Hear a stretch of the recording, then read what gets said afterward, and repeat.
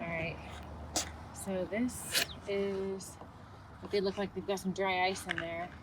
So we'll pull that out. We're going to put them in vases and then put them in the basement for a couple days, see how long they last so we can kind of test it for the wedding.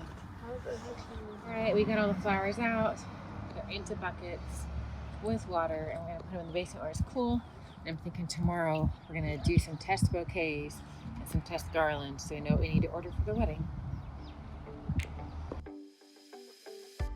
We ordered from Fabulous Florals and we got it in bulk. So we put together this garland, flower eucalyptus, and DIY garlands for the wedding for the tables.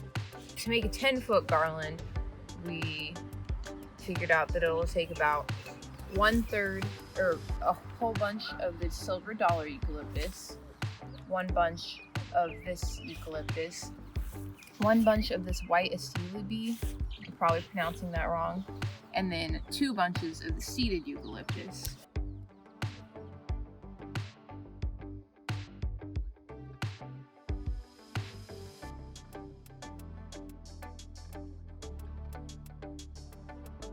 Trial of a bouquet. I think the eucalyptus would need to, I really want this eucalyptus to be more in the front, but it won't.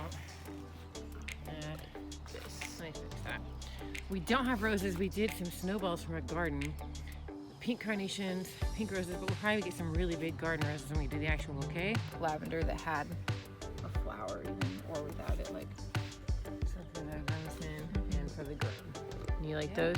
Yeah, I really like these. Perfect.